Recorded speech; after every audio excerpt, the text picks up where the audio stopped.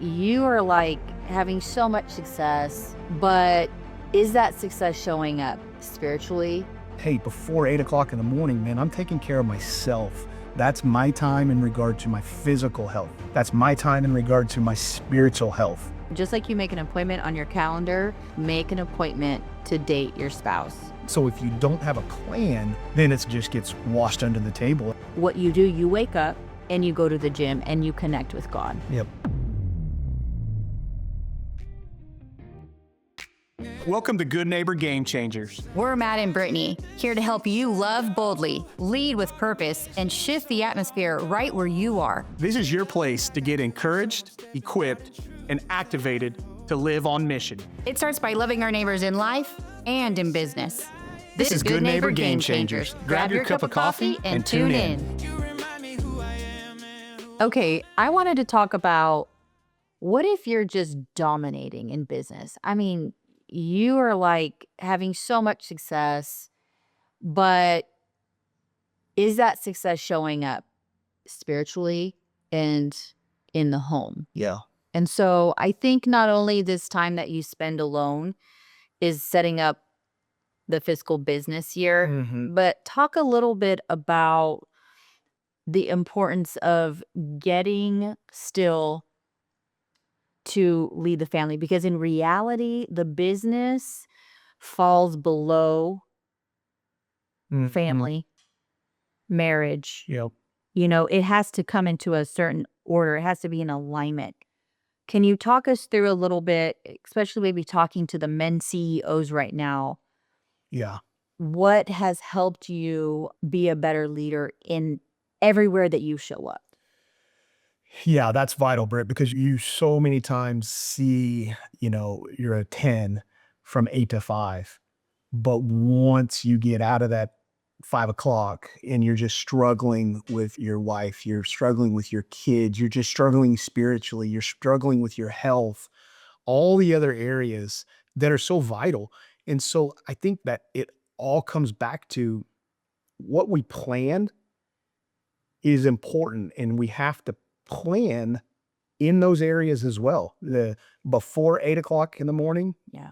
and then the after 5. We have to have a plan in those areas. And so part of that is, hey, before 8 o'clock in the morning, man, I'm taking care of myself. That's my time in regard to my physical health. That's my time in regard to my spiritual health. And so I can take care of a lot of that to fuel myself spiritually and physically to go into the day, the grind of the 8 to 5, because you do what you do. You're pouring out all day to everybody else, to your employees, to your customers, anybody that you're interacting with. And then after 5, you've got folks that are going to come, your kids and your wife are going to be drawing at that point. And so you've got to be able to have some in the tank to give to them. So if you don't have a plan, then it's going to be it just gets washed under the table. And, Britt, we always have a babysitter that we get lined up on Saturdays so that you and I can go to dinner and just have some time to just connect, talk, be together. And I feel like that's a vital part of that planning. Yes. Do you see it has it been a good thing for you? What would you advise to spouses if that's not happening maybe? Absolutely. I would, just like you make an appointment on your calendar, make an appointment to date your spouse. Running businesses together, we're parenting together, we're in ministry together. There's a lot that we are showing up and we are sharing and leading and pouring out. This refuels us. This keeps the connection going. And because through intimacy is where everything wants to flow, just like how we abide with the Lord, right? And so if you find yourself burnt out, even in ministry, when you work for God, but you're not working from the union and letting that flow from the abiding, then it's a lot of performance. That's where burnout comes from. Yeah. And so I have found even if there's something that's kind of coming and we are not able to have date night, I can feel it. I can feel that we're just going through the motions. We're having to do all these things and we need that connection. Just like what you do, you wake up and you go to the gym and you connect with God. Yep. And that's how you start your day. and you pray for me and you pray for the kids, you pray for everybody. Employees, the business. Yeah. Absolutely. And so I love that. And, you know, you wake up and you do that. I mean, so consistently. This episode is brought to you by Good Neighbor Coffee, our own passion project brewed with purpose. At Good Neighbor Coffee, we believe your morning cup should do more than just wake you up. It should inspire you to love boldly and live on mission. Every bag of coffee you buy helps support local and global initiatives, from building community to funding outreach. It's coffee with a kingdom impact. So whether you're starting your day, leading your team, or just needing that midday reset, brew a cup that fuels more than just your body. Choose purpose. Choose impact. Choose Good Neighbor Coffee. Order now at goodneighborcoffee.com and let your coffee be part of the mission. And I think the date night has been a game changer. Yeah. Because even if we have to talk and we're upset or something's bothering us, we have time to talk without the kids around, Yeah. without employees around. Sometimes we just need to literally talk, and sometimes it's just quality time and it's just enjoying each other. Yep. And even if we don't talk, we're partners in life. Yeah. And so it's just, you know, and I've been very grateful. Yeah. Very grateful. And I talk to a lot of people that they're like, oh, I don't do date night. I haven't. And I always encourage it. Yeah. And the people that have taken to it, they're like, oh my gosh, thank you so much. Like, we're doing date night. It's been awesome. We love it. And you go just all these cool restaurants. You could do something casual. You could do Simple. a hobby. Lager. You could just, Yeah. you know, if you could stay home and get the kids out of the house, that's the best. It's like, when do you get to be home in your own home without the kids to enjoy and just be on the couch and order a pizza or something? Let's just do pizza. Yeah. So that's a really great thing. So thank you for, you know, doing that. I would definitely encourage couples. Absolutely. I would second everything there, guys. I think the last thing, Britt, as I kind of talked a little bit about some of that goal planning and strategy that I kind of go through. Do you have anything that you have seen or felt or noticed as you're trying to go through that process that you kind of want to share with folks? Yeah, absolutely. So probably for a few years now, I seek the Lord for the upcoming year, you know, and I also look at the Hebraic calendar to see what it prophetically means, what year we're in according to God's calendar. Okay.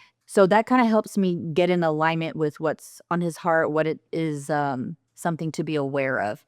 But I sit and I pray specifically and say, Lord, what is up ahead for this upcoming year? What is the word that is going to be prevalent? And year after year, I've gotten a phrase or a word, and it's just so neat. And I make stickers and I make a theme out of it. And it's time and time again out the year, I'll see it confirmed and confirmed, whether other, you know, prophetic voices confirm the word, or just in life where I'll see it or someone will say it and he'll remind me throughout and say, remember. So for example, the recent word I got that we just lived was make room. And I remember thinking, okay, make room. And the thing about God is there's so many dimensions and layers to even one word. Wow. 2 words. And so make room meant a lot of things, and I lived it out. So the word is not just something cool and catchy and making it look fun and trendy on a sticker. This is what you are going to embody and live out. And he's giving a heads up of like, this is what's, to come. Yeah. And so much. And I even had a ministry retreat with Make Room to Bloom. I rolled that out to our insurance staff. And it meant so many different things. Yeah. And I just love that. And so I have to take some time, just like you. Yep. And get with the Lord. Process through it. Yeah. Yeah. But here's what's so neat. It's not like a one thing and then, oh, okay, it sounds good. And then it fades. It's like he will bring it up. Hey, and even till the very end, like, remember I said, make room? Remember I said, make room? So that's what's really like anchors, is just because he's a God that speaks. It's true. And he wants to, we're his children. So he's going to give us the game plan, just like you're doing that in the natural. Yep. He wants to give us the heads up on what's on his heart. Yeah. Not what we want and we want to make and what this year is going to be like. It's what's on his heart. Wow. And so I highly recommend taking some time and praying and asking him what's on his heart and what does he see Yeah. for the next year, and be ready for it to show up and show up and show up Fill up. and be confirmed to be confirmed and walked out and lived out. That is so cool. Awesome. yeah. Well, thanks for sharing that, Britt. It's super cool. I definitely think there's some stuff that folks can take and apply as you continue to process through your entrepreneurship, your life, your journey. And again, thank you for tuning in to the Good Neighbor Game Changers. Thanks for joining us today on Good Neighbor Game Changers. If this encouraged you, hey, share it with a friend and keep the movement going. And remember, real change starts with one act of love. Let's keep changing the game by loving our neighbors.